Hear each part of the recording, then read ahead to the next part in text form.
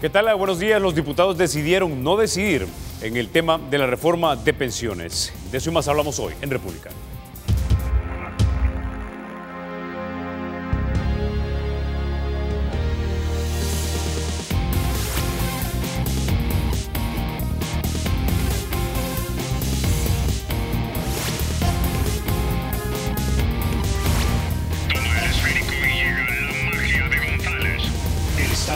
Será siempre libre e independiente y no será jamás el patrimonio de ninguna familia ni persona.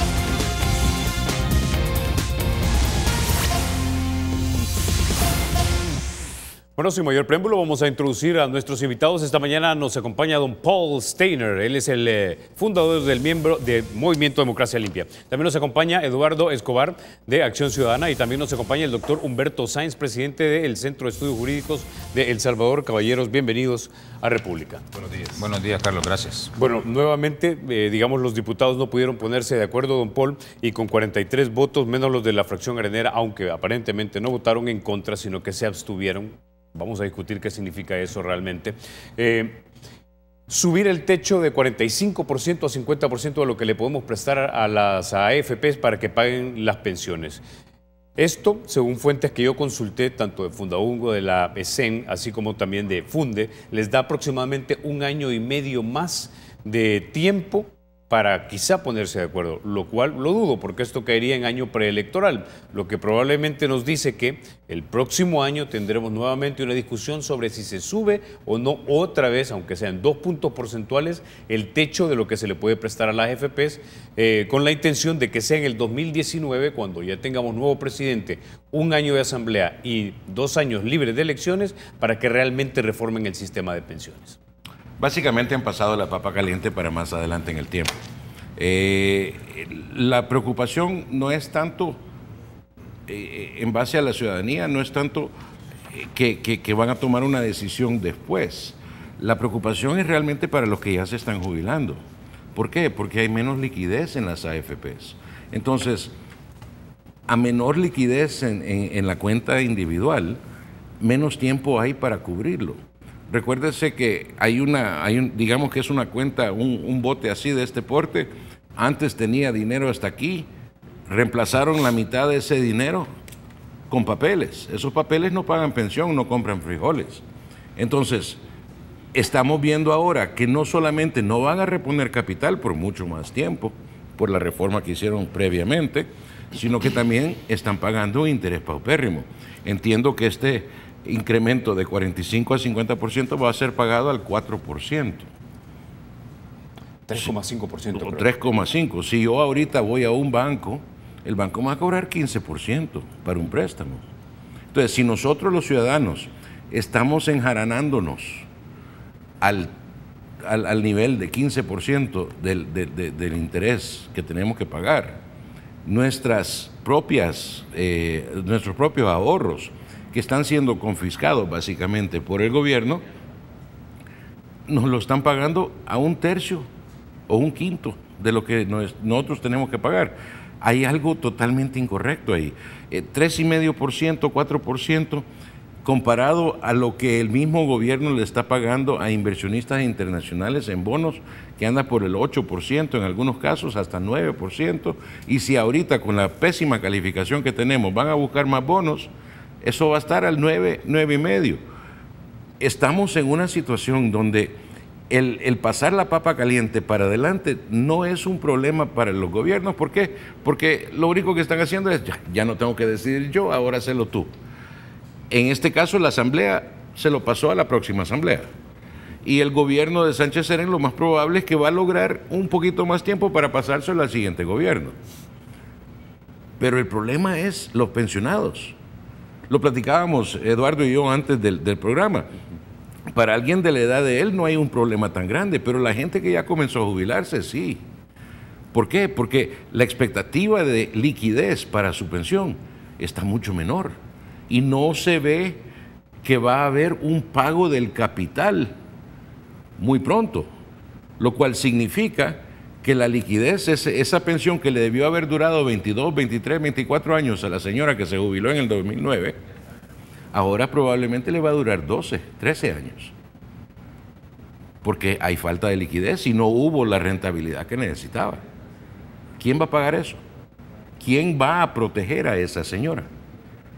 La última vez que yo revisé el artículo 1 de la Constitución, decía que era obligación del Estado garantizar la seguridad jurídica. Y esto está afectando la seguridad jurídica de la señora que se jubiló de buena fe en el 2009. Yo creo que hay muchas preguntas muy importantes que los diputados, y yo ahorita clasifico los 84, porque hay 84 ahí que estuvieron ayer en la tarde y yo no vi un solo voto en contra. No votar es canallada. Votar a favor ya se dio color, pero si no vota en contra es porque usted está avalando. Ok, ahora Eduardo, Asafondos ha dicho que por lo menos se han perdido 2.000 millones de dólares en rentabilidad, ya que don Paul Steiner estaba hablando acerca de lo que uno va a dejar de percibir, especialmente los que están a punto de retirarse. Pero el punto detrás de todo esto es que pareciera que los políticos en este país no quieren hacerle frente a la realidad y decirle a la gente lo que tiene que escuchar, no lo que quiere escuchar. Hemos tenido aquí a técnicos en República, no una vez, sino por lo menos 3 o 4 ocasiones, y nos dicen, todas las propuestas son parches, no le hacen frente al problema real de lograr la mayor cobertura posible con una buena pensión o una pensión digna por lo menos. Entonces, esto parece ser, o este movimiento que vimos ayer parece estar en el contexto de siempre el cálculo electoral, de tal manera de no perder algún nivel de poder sobre el control del aparato del Estado. Es decir, no aprueba una medida impopular para no perder votos.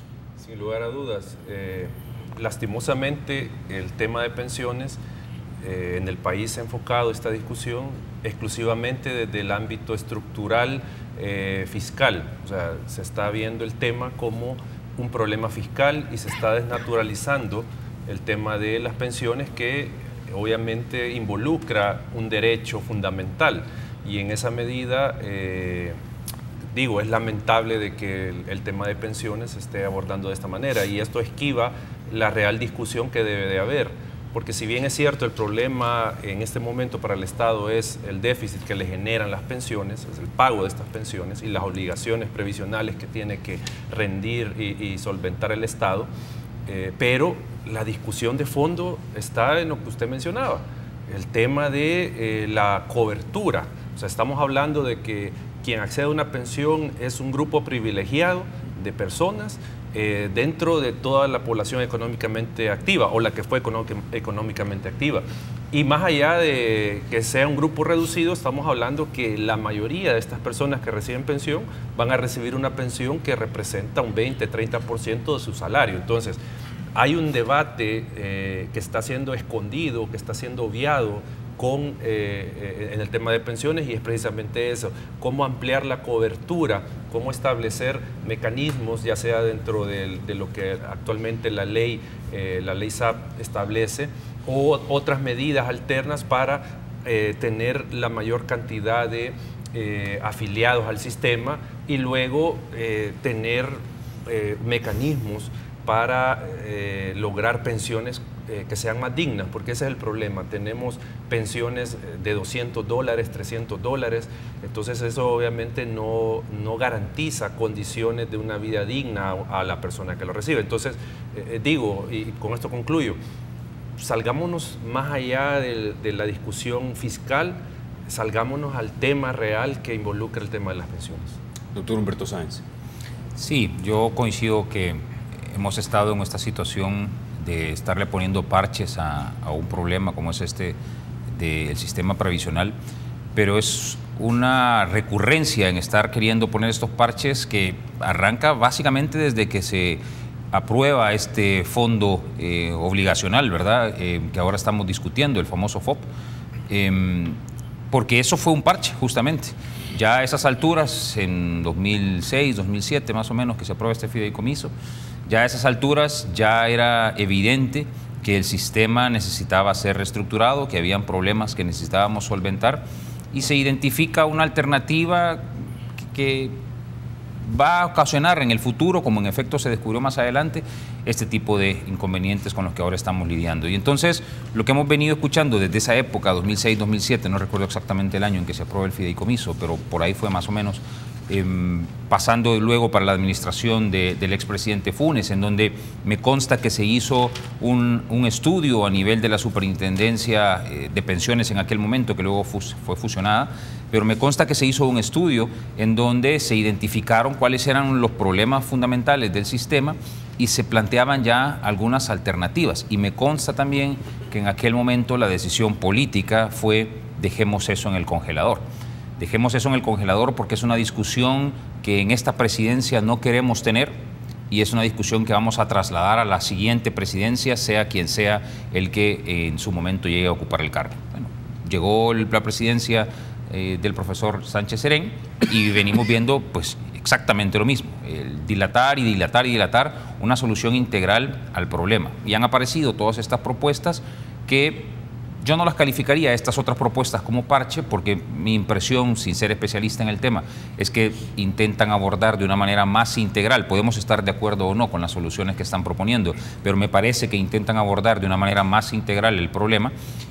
Y vemos que estas discusiones, lejos de acercar posiciones, las posiciones se han mantenido, cada quien en su propio feudo, queriendo mantener y defender a ultranza las propuestas que están realizando, y como no ha sido posible ese acercamiento, vemos cosas como las que ocurren ayer, en donde este sí que es un parche definitivamente, y creo que tú mismo lo ponías en alguno de tus mensajes, en una de tus redes sociales, en donde decías, esto lo único que significa es transferir el problema hasta 2019, que en efecto me parece que es lo que hemos hecho cuando hemos aprobado el día de ayer este incremento de un 5%. Así que el problema sigue estando ahí, presente, no lo hemos solucionado ni por cerca, no parece que las posiciones de las partes se estén acercando tampoco, cada quien está defendiendo su propia propuesta sin valorar las aportaciones que pueden venir de la contraparte, voy a decirlo de esta manera, o del oponente político, que también tienen cosas valiosas, tienen cosas que pueden rescatarse. Si de verdad nos sentáramos e identificáramos técnicamente, con visión de país, con visión de querer solventar estructuralmente este problema, las propuestas de uno y otro, yo estoy seguro que podríamos llegar a una posición consensada y hacer algunos agregados incluso que pueden venir de otros sectores de la ciudadanía. Ahora, para cerrar quizá el tema, don Paul Steiner, y retomando la idea de Humberto, que parece que ambos campamentos están atrincherados en lo que creen que debería ser este nuevo sistema de pensiones. Pongámosle quizá un poco más a la idea. A mí me da la impresión que un campamento está atrincherado en la idea de que quiere, entre otras cosas, mantener el negocio de las AFPs junto con las jugosas ganancias que tenga, aunque este sistema sea insuficiente para el 75% de la población que no tiene acceso a un empleo formal. Y por el otro lado, el otro campamento parece estar defendiendo una opción que a futuro podría ser beneficiosa para el país, pero que no logra persuadir ni convencer de que si su opción fuese la seleccionada, no va a usar estos fondos para las camionetotas que utilizan en el Estado o para cualquier otro tipo de gasto, y que por lo tanto no merece la pena de que se seleccione su opción. El problema es que lo están viendo a nivel política y no lo están viendo en temas de realidad. Detrás de esas 4 ofertas que hay ahorita o propuestas, que ninguna, y estoy de acuerdo con el señor Sáenz, en que el problema fundamental ahí es que realmente cada quien está presentando una oferta o una propuesta política para cumplir sus intereses y no hay un respaldo técnico detrás de cada una para hacerlo en base a una visión de país. Pero detrás de esas 4, Carlos, hay personas. Ahorita hay 4.4 millones de personas en El Salvador condenadas a morir trabajando, porque no hay pensión. Esas mismas 4.4 millones de personas también están condenadas a trabajar enfermos porque no tienen seguro social. Regreso al primer artículo de la Constitución. Salud, bienestar económico, justicia social. No se han cumplido. Lo que estamos viendo ahorita es exactamente, en las palabras del abogado Sáenz, el hecho de que son feudos tratando de proponer su versión. Claro que la propuesta del ICP, yo fui una de las organizaciones que participó en el desarrollo de la propuesta del ICP. Y ellos decidieron, por razones propias, que se iban a ir solo a cumplir con el lado de los privados. Fue una decepción para Democracia Limpia y también muchas de las otras organizaciones que estábamos involucradas, porque teníamos la expectativa de algo integral, algo que iba a cubrir todo el país. Luego, la del FMLN sabemos que tiene un objetivo fiscal, punto. En el caso de la de Gana, creo que es un híbrido entre las dos. La verdad que la que tiene más mérito es la de las organizaciones sindicales, que al fin dijeron es que esto tiene que incluir al sector informal. Ellos son la víctima principal de la falta de pensión del sistema adecuado. Lo que necesitamos, y creo que no hay vuelta atrás en esto, necesitamos que se despolitice el tema de la pensión y se tecnifique el equipo que va a trabajar la solución. Ya vimos que tenemos 84, iba a decir la palabra con la que describo los diputados, pero me voy a abstener. Yo creo que la revolcada que nos pegaron a todo el país ayer en la tarde nos demuestra que esa gente no tiene la voluntad de cumplir con su primer mandato del bien común. Su objetivo es sus arreglos privados. Okay. Entonces, solo termino la idea. Este es el momento en que la ciudadanía comience a exigir. Ya basta de gritarle al televisor. Es momento de pronunciarnos, porque voluntad propia no es lo que va a motivar a la clase política a comenzar a legislar correctamente. Ok, con esa idea nos quedamos. Cuando regresemos vamos a hablar de las reformas que se le hicieron a la ley de extinción de dominio y si esto, como dicen algunos, realmente mina la lucha en contra de la corrupción o, como dicen otros, es una cuestión de justicia y de seguir el debido proceso. Con eso vamos a regresar. Pero antes, para facilitar sus transacciones, el Banco Promérica ahora cuenta con una banca móvil en la que, además de ahorrarle tiempo, podrá hacer pago de préstamos, tarjetas, servicios y también transferencias entre cuentas. La aplicación de la banca móvil es gratis y está disponible desde las tiendas Google Play y también del App Store. Ya volvemos.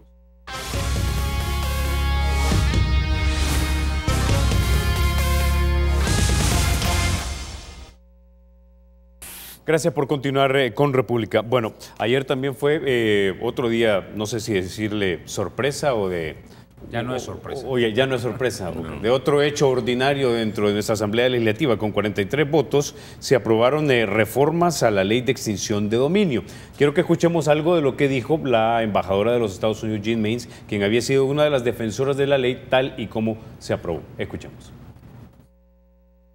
Una herramienta importante, clave en la lucha contra la corrupción y la impunidad. Y es lamentable que la reforma que está arriba de la mesa no cumple con las normas internacionales y eso es muy triste para El Salvador y todos los salvadoreños, que realmente es un paso grande atrás. Ahora quiero que pongamos en pantalla algo de lo que tuiteó nuestro querido amigo de República, Óscar Campos, de Iniciativa Social para la Democracia. Óscar tuiteó el día de ayer algo bastante provocador. Gracias a la FMLN, dice, Arena y Gana y ahora Cardosa saca Flores y demás van a solicitar dejar sin efecto acciones de extinción de dominio en su contra. Bueno, quisiera empezar contigo, Eduardo, para saber si esto efectivamente será así o no, tal como lo plantea Óscar. Antes de eso, quisiera reaccionar a lo que mencionaba la embajadora de Estados Unidos. Yo creo que estas reformas que se han ejecutado, obviamente no todas, porque son una gama amplia de reformas que se hicieron a la ley de extinción de dominio, pero hay dos en particular que creo que son en realidad un retroceso al combate a la corrupción. Y el primero tiene que ver con que se está atando la aplicación de la ley, aplicación de la extinción de dominio a una sentencia judicial, a una resolución de un juez sobre, en este caso, enriquecimiento ilícito. O sea, a partir de eso se va a aplicar la ley de extinción de dominio. Eso es un retroceso sin lugar a dudas. Y el otro tema son esta prescripción que se está estableciendo. ¿Por qué? Porque al final un bien adquirido de forma ilícita, un bien ilícito, por el transcurso del tiempo no se va a sanear, o sea, no va a lograr convertirse en un bien lícito y por lo tanto esta prescripción que se está poniendo significa de que se está lavando, se está blanqueando el bien en 10 años. Entonces, y eso desde el Estado. No estamos hablando de un mecanismo que utiliza quienes lavan dinero, sino que desde el Estado estamos lavando estos bienes. Entonces, evidentemente esto implica que El Salvador, desde mi punto de vista, está desconociendo las obligaciones internacionales que ha adquirido con la comunidad internacional en el combate a la corrupción. El Salvador es signatario de instrumentos internacionales de combate a la corrupción, donde obviamente se compromete a adoptar medidas que combatan este flagelo. Y en esa lógica, la ley de extinción de dominio, más allá de algunas observaciones que pueda tener, que pueden ser válidas, pero las reformas de ayer hacen un instrumento o hacen perder la capacidad de este instrumento para combatir la corrupción. Entonces, en esa medida creo yo que no solo es por aquel tema del injerencismo que siempre se le dice a Estados Unidos, sino que veamos las responsabilidades internacionales que tiene El Salvador y que en este caso creo yo las está desoyendo con esta reforma. Ahora, déjame detenerte ahí, Eduardo, y antes de ir con lo de Óscar, porque de esas dos reformas de las que tú hablaste, digamos que hay una con la que personalmente no tengo ningún problema, y es la de la prescripción. Si algo fue adquirido ilícitamente, no se va a hacer lícito en 10 años, ni en 20, ni en 30. Pero la primera, la de básicamente proceder a la extinción de dominio una vez ha sido encontrado culpable, eso es algo que algunos que tal vez no somos abogados nos parece razonable. Es decir, si no me han probado que yo me enriquecí ilícitamente, ¿por qué me van a extinguir el dominio sobre una propiedad? ¿Por qué no congelar mi propiedad en el transcurso en el que se me está juzgando penalmente o civilmente, ¿verdad? Pero no quitarme mi propiedad antes de que yo he sido derrotado en juicio tanto penal o civilmente?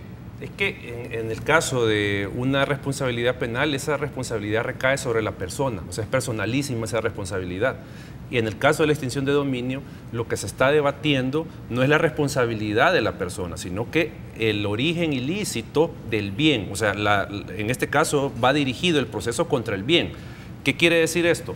Probablemente me puedan estar a mí procesando por lavado de dinero y se ha determinado que los bienes que yo tengo fueron adquiridos o son de un origen ilícito.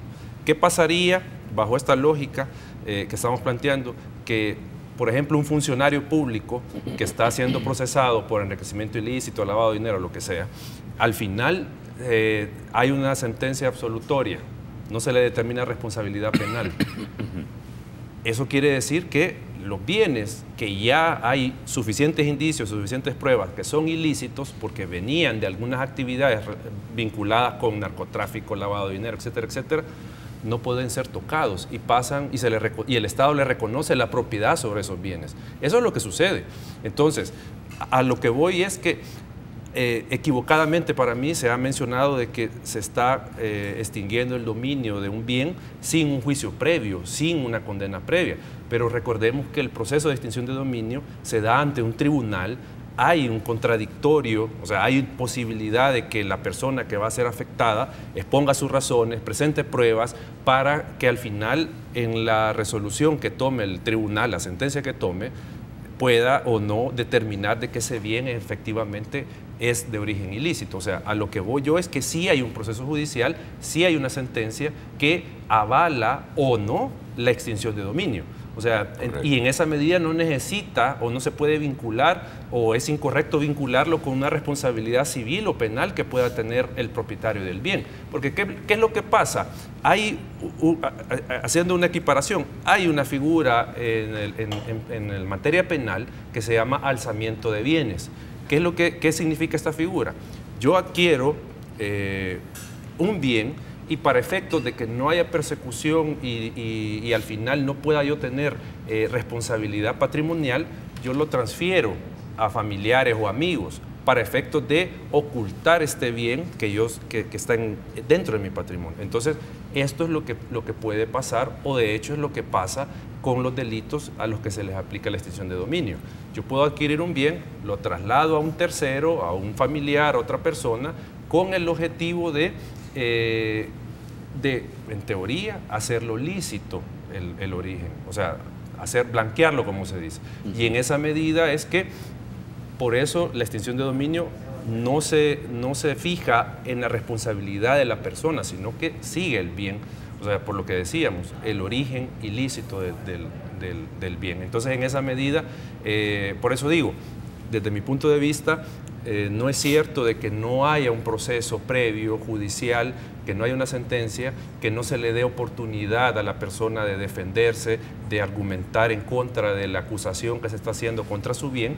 Eso para mí no es cierto. Ok, ahora, doctor Humberto Sáenz, me sigue pareciendo redundante esto, es decir, si el origen ilícito de un bien tiene que ser la acción ilícita de una persona, que puede haber sido o me lo robé o me lo dio un narcotraficante a guardar, ¿verdad? O es receptación de algo que también fue robado, etcétera. Esa es la acción, pero ¿cómo me van a quitar algo si antes no me han probado que yo cometí ese ilícito? Sí, entiendo lo que preguntas, Carlos, pero yo quisiera partir de lo que acaba de mencionar Eduardo y tal vez irme un poco atrás. Creo que en uno de tus programas hacíamos referencia a esta ley ya hace algunos meses y decíamos que es una ley que sí necesitaba ser modificada, que sí necesitaba ser reformada, que tenía algunos problemas. Yo personalmente pienso que hay un tema que no se ha visto aquí en estas reformas, que es la posibilidad de que exista un doble juzgamiento en algunos casos. Porque esta es una ley un poco extraña. Como los abogados decimos, cuando no entendemos algo, esta es una ley sui generis, ¿verdad? No la podemos catalogar ni en un lado ni en otro lado. No es una ley estrictamente penal, no es una ley estrictamente civil, se coloca ahí en medio, ¿verdad?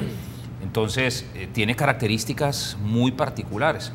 Entonces, mi preocupación fundamental con esta ley, que no es algo que se está observando en estas reformas, era que una persona pudiera encontrarse en una situación de ser doblemente o triplemente juzgada por un mismo hecho. Eso creo que es algo que hay que discutirlo, que hay que conversarlo y que hay que determinar si se requieren ciertos ajustes o no a esta ley. Que las reformas no tocan esto.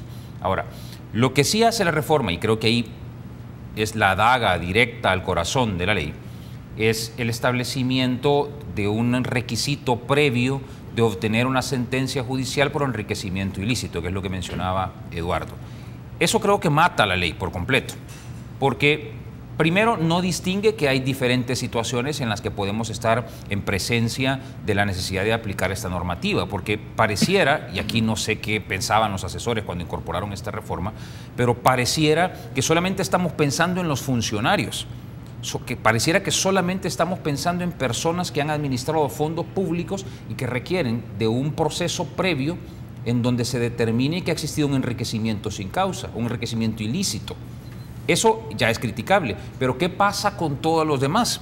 ¿Qué pasa con todos los otros actores que pueden estar cometiendo hechos ilícitos que estarían bajo el alcance de esta ley, que no son funcionarios, que no han administrado fondos públicos y que la ilicitud de sus bienes proviene de otro tipo de actividades como el narcotráfico o qué sé yo?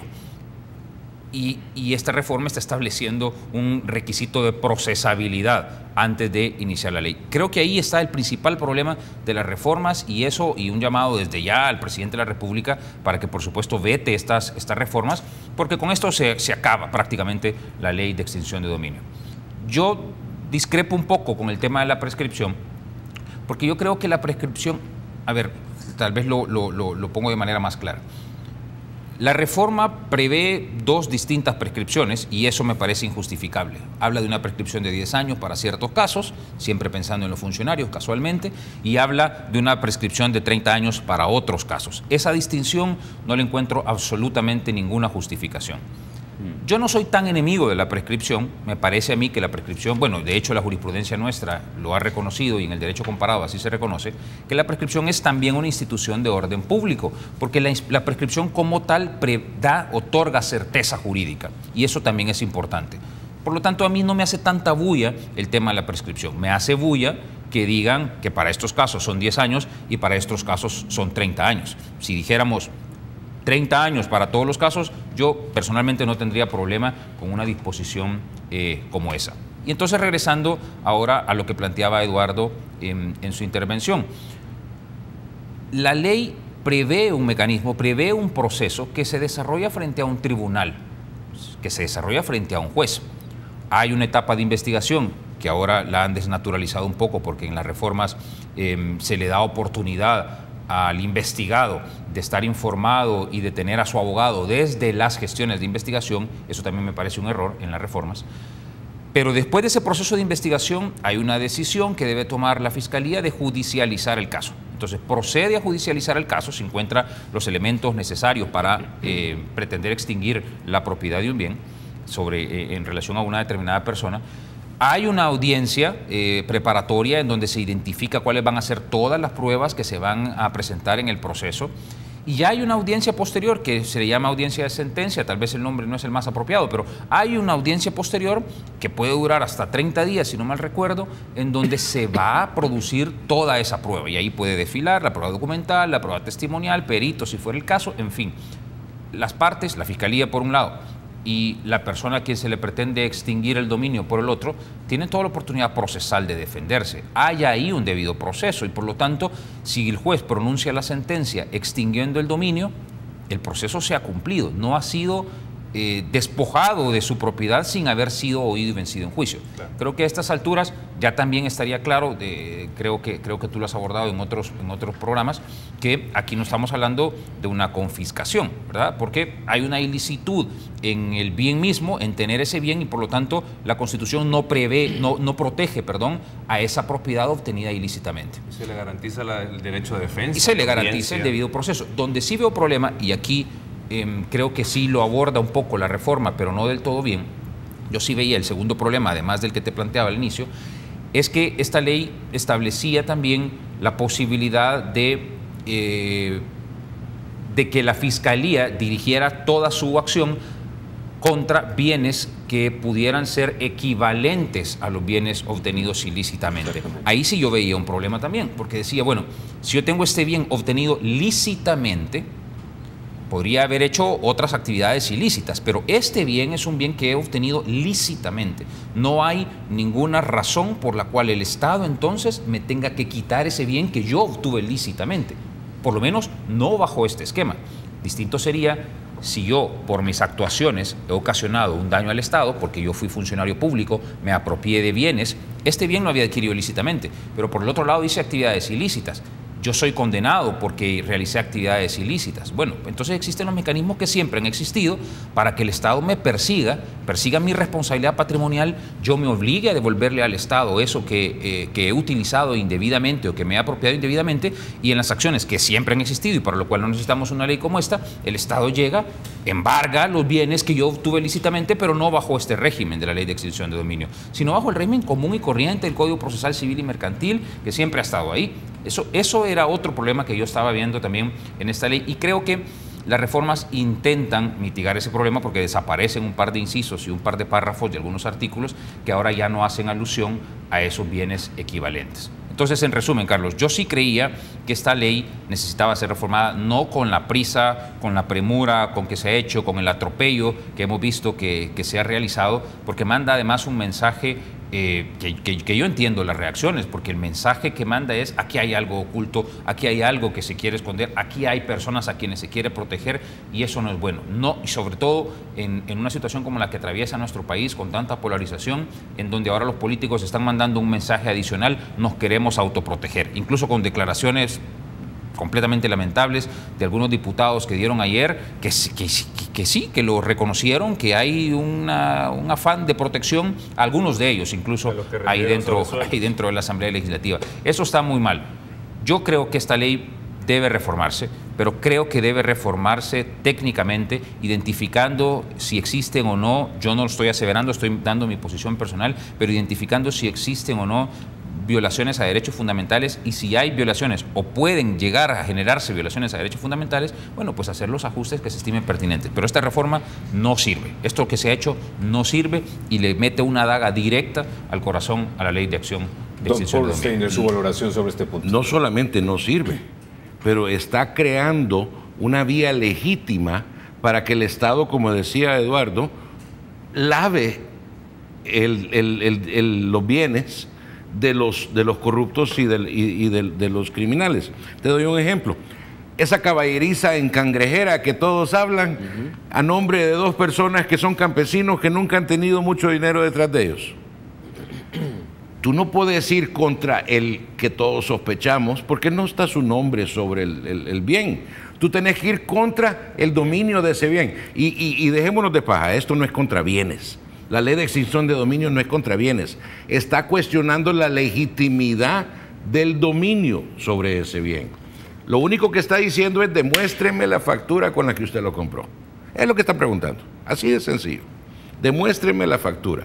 Y usted me demuestra la factura, demuéstreme que el dinero con el cual usted la pagó es legítimo. Esa es la única pregunta. Pero esos dos campesinos que están ahorita como los prestanombres de la caballeriza en Cangrejera, ¿cómo vas a irte contra los bienes que fueron robados del Estado y puestos en nombre de prestanombres si solo tienen en 10 años? Vaya, ya estuvo. Vaya muchachos, traspásenmela de regreso y ya pasaron los 10 años. Lo que estás haciendo es permitiendo un canal de cómo evadir la justicia. Y eso es exactamente lo que hicieron ayer estos bayuncos. Es una canallada. ¿Por qué? Porque la lucha contra la corrupción, el crimen organizado, tiene que ser por dos vías. Una, directo a la persona cuando hay evidencia de lo que esa persona hizo. Y la otra, a través de esos bienes ostentosos que todos sabemos que no pudieron haberlas comprado con un sueldo de un diputado o un sueldo de un gerente de empresa o lo que sea. ¿Cómo de repente salen todos estos caudales de millonadas? Gente que ha estado presa y de repente 10 años después son millonarios, con flotas de jets y todo tipo de casas por todos lados. Veamos más allá de nuestra nariz. Y lo que tenemos que reconocer es que el CENUC, que es la Convención de las Naciones Unidas contra la Corrupción, desde el 2004 nos ha estado pidiendo que hagamos nuestra parte. Parte de lo que se ha acordado a nivel internacional es que hay dos vías. Una, te vas contra la persona y otra, te vas contra el dominio de los bienes. ¿Por qué? Porque así logras realmente recuperar lo que le perteneció al Estado originalmente.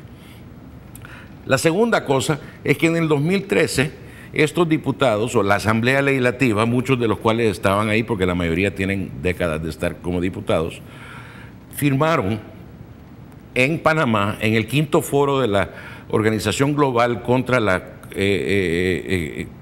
Organización Global de Parlamentarios, firmaron un acuerdo unánime que la corrupción contra el patrimonio del Estado se iba a tratar de considerar y tratar de cambiar la legislación en todos los países para que se considerara de lesa humanidad y así nunca pudiera prescribir y se pudiera hacer retroactiva su persecución.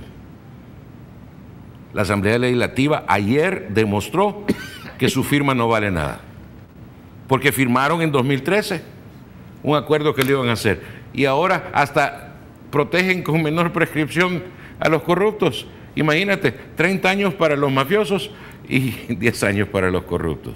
No, esto es declararse de un lado parcial y es una tapadera de la justicia. Ya tenemos demasiados ejemplos de que esto tiene que parar. La pregunta es, ¿hasta cuándo, ciudadano? ¿Hasta cuándo?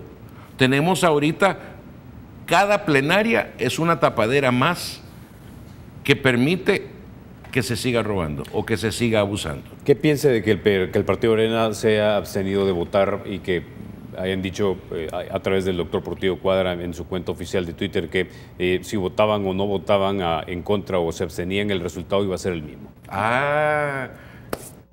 Hace un montón de tiempo hubo un romano que no quiso tomar la decisión y se lavó las manos. Ajá. ¿Qué pasó? Ayer tuvimos un gran montón de esos romanos ahí sentados en la Asamblea Legislativa. Mi posición sobre no votar, me eché un gran debate con Mario Valiente, que lo recordemos con mucho cariño, hace varios años. Yo le decía, no votar es abstenerse de representar a la ciudadanía. O usted vota a favor o usted vota en contra. Y si usted tiene intereses personales que tienen conflicto con eso, usted se abstiene. Solo hay 3 opciones. La de no apretar el botón no debería de existir. Eso es como los ciudadanos que se van para... Salvo el caso de Reinaldo Cardoso ayer, que tuvo que haberse abstenido de votar. Debió haber apretado el botón de abstención. Hay 3 botones ahí, a favor, en contra y abstención. Puedo votar en contra.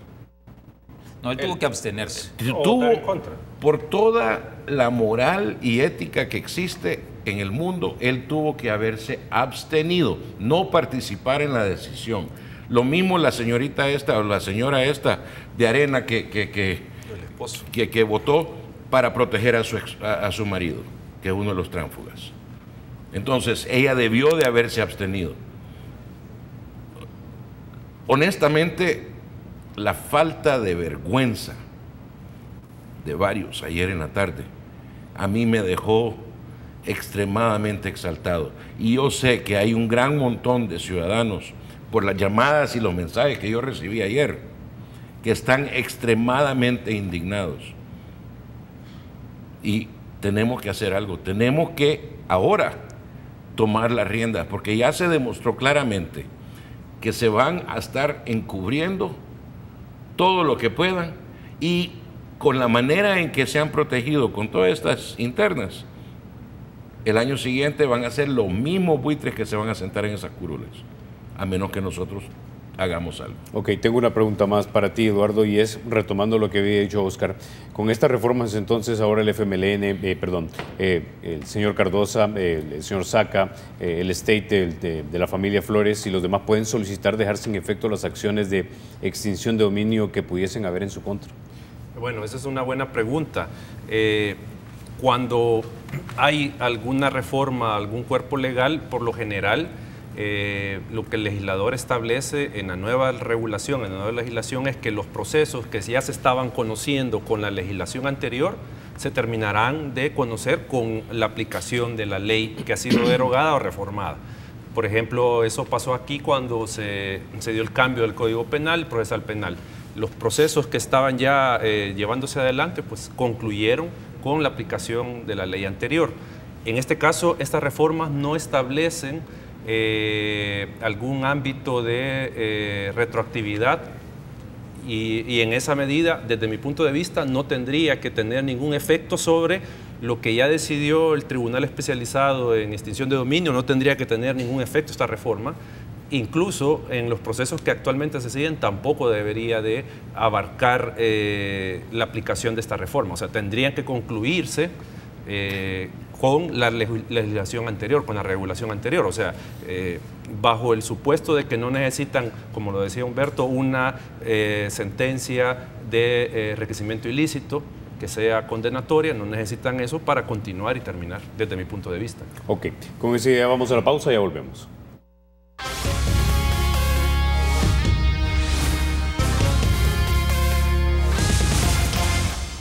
Bueno, llegamos al final del programa. Vamos a tener 3 minutos nada más solamente para hacernos esta pregunta. ¿A quién quieren proteger los diputados con estas reformas de ley? Don Paul. Desafortunadamente yo creo que lo que están queriendo hacer es proteger a todos los que no han sido judicializados hasta la fecha en el caso, en los gobiernos de Arena, y varios que están a punto de prescribir de los gobiernos últimos de Saca y comenzando ya con Funes. Todos los, bueno, ¿cómo se llama este diputado? Guadalupe Vázquez dijo que lo estaban haciendo para proteger a la Margarita Escobar y sus sobresueldos. Muy posible. O sea, yo no la vi a ella votando en contra. Ayer ella no votó en contra. Y aquí en tu mismo programa ella dijo que sí lo recibió. Entonces, yo creo que dejémonos de paja. Dejémonos de paja. Esto es un chanchullo armado. Okay. Como no soy el abogado, puedo decirlo en esa manera. Ellos lo van a poner legalmente. No, yo creo que para contestar a esa pregunta habría que ir a revisar los casos que tienen conocimiento o probidad en este momento, que de seguro muchos de ellos van a, al final, a llegar hasta instancias judiciales por extinción, por enriquecimiento ilícito. Entonces, si al final hay indicios de que ellos han adquirido algunos bienes que tengan obviamente un origen ilícito, porque probablemente son fondos públicos que no van destinados para eso y eso los convierte en ilícitos, creo yo que esta reforma puede buscar preservar la propiedad de estos bienes a estas personas que pueden estar en este momento siendo investigados por probidad y que probablemente puedan llegar a un juicio de enriquecimiento ilícito. Por ahí puede ir también la cosa. Doctor Humberto Sáenz. Yo pienso parecido, pero a ver, nuestros diputados no se caracterizan por tener una visión de largo plazo, sino una visión de corto plazo. Y en esa visión de corto plazo creo que ellos están viendo los procesos que pueden estar siendo investigados en este momento en la Fiscalía General de la República, porque con esta ley hay una fase inicial, una fase previa, que es una fase de investigación en donde hay fiscales que están haciendo específicamente esto, y muy probablemente alguna información ha sido ya filtrada o es conocida, o hay algunas especulaciones de ciertos funcionarios o exfuncionarios que están siendo investigados por la Fiscalía General de la República, que están en esa etapa de investigación, y entonces incorporan reformas como las que han incorporado. Yo quiero saber, quiero meterme en esa investigación, quiero nombrar mi abogado que vaya a ese proceso de investigación, que es uno de los artículos que se ha reformado. Quiero incorporar plazos de prescripción mucho más cortos que para el resto de los mortales. Quiero que si se va a tomar una decisión como esta, la Fiscalía vaya e inicie una acción de enriquecimiento sin causa ante las cámaras de lo civil y que obtenga una sentencia para que solo después de eso me inicien un proceso. Yo creo que por ahí va el asunto. Ok, pues entonces nos quedamos, caballeros. No me resta más que agradecerles que hayan estado ustedes esta mañana aquí en República. Don Paul, Eduardo, doctor Humberto Sáenz. Gracias. Ustedes, amigos, se quedan con la emisión matutina de Teleprensa con mi querido Rafa García y Mayelita Mena. Soy Carlos Toledo, gracias por vernos. Recuerden, la República es de todos. Hay que cuidarla. Rafa, Mayelita. Hola Carlos, buenos días. Estamos precisamente ya listos para informar a toda la población de lo mejor y lo más importante a escala nacional e internacional.